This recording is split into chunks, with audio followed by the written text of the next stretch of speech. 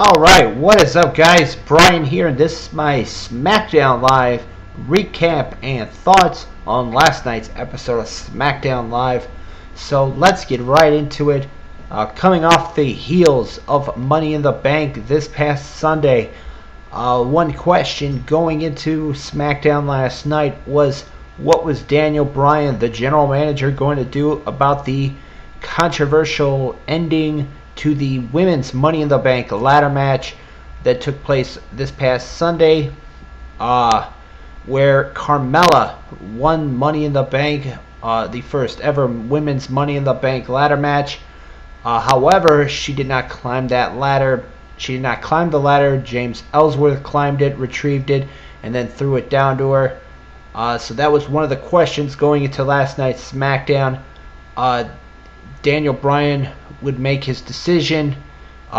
He first would hear from all 5 competitors in that Money in the Bank ladder match, and I will get into that in just a moment. What his decision was. The opening match of SmackDown Live was involving 2 of SmackDown's premier tag teams.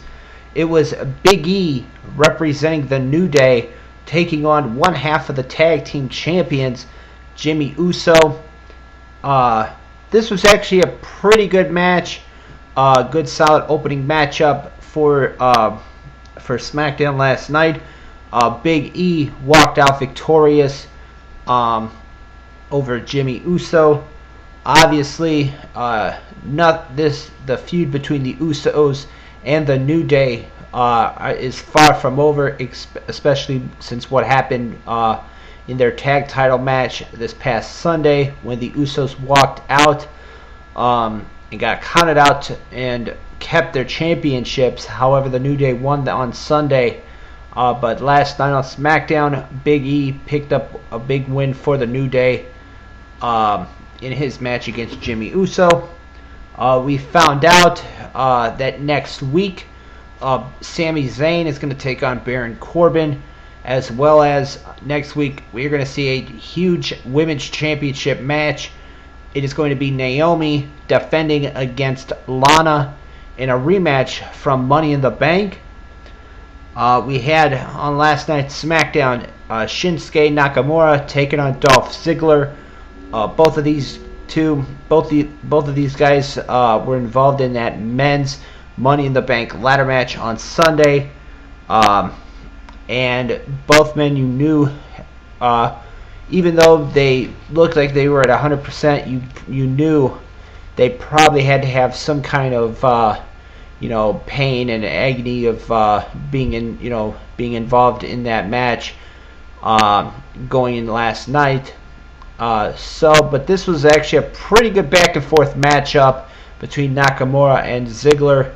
This was not the first time that they fought. They fought, of course, I believe it was Backlash. Backlash back in May. So both these guys know each other very well. This was like I said, a good back and forth matchup that saw Nakamura defeat Ziggler with the Kinshasa. So big victory for Nakamura, building momentum for himself. We had Kevin Owens, the United States champion, starting the new Face of America Open Challenge, where he put up the United States title on the line. We thought that AJ Styles. I thought AJ Styles was going to answer the challenge, but it was not. Even though AJ Styles did come out, Kevin Owens is like, no, you didn't. You must not have heard me. I said it's going to be someone from anybody from Dayton, Ohio, because that's where SmackDown took place last night. Chad Gable of American Alpha, he came out and answered the challenge.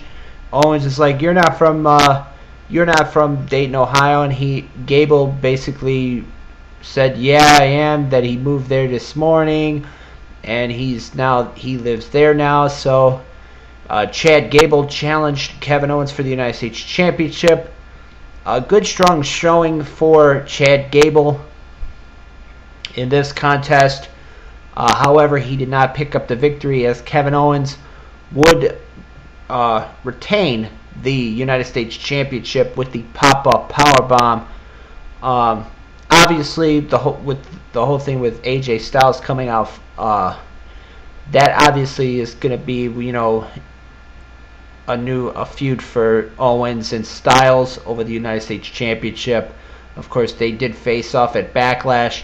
However, Owens retained that one, but obviously Styles is not past that. So, it's going to be interesting to see what happens next. But a good, strong showing by Chad Gable in this matchup. So, with that being said, moving on.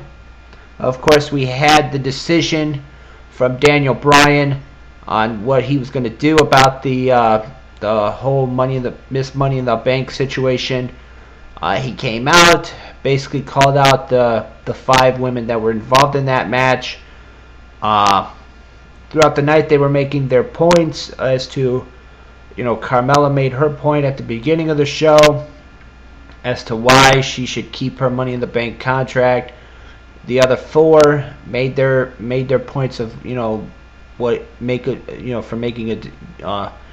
a better decision.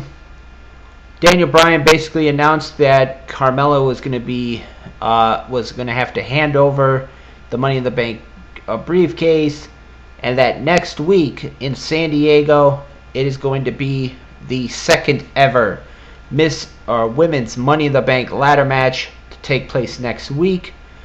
And he also banned James Ellsworth from ringside from that match.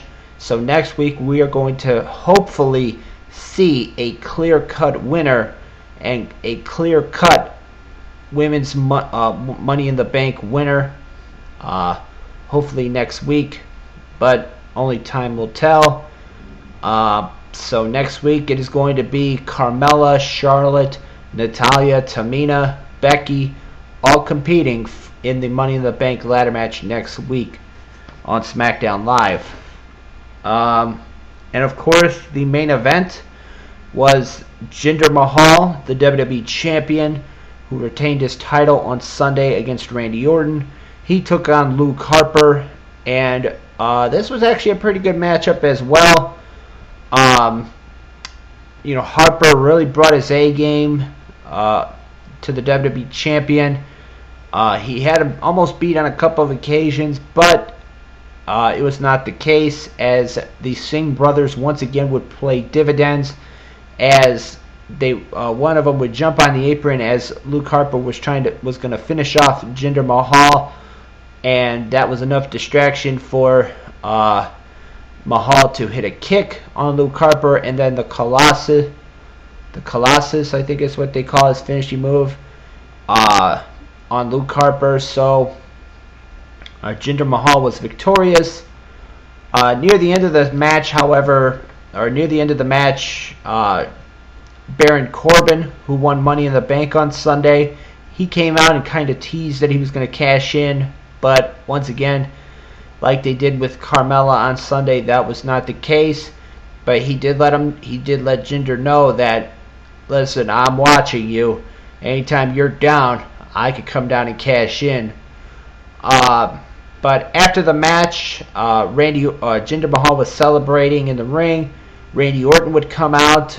Randy Orton, in an interview earlier in the night, said that if Jinder wants to make it personal, when what happened on Sunday with the Singh brothers going after Randy Orton's father, Cowboy Bob Orton, that if Jinder wants to make it personal, Randy said that he doesn't care if he's got to fly out to India and hit RKOs on Jinder's family members. He's not finished with them. Randy Orton would come out.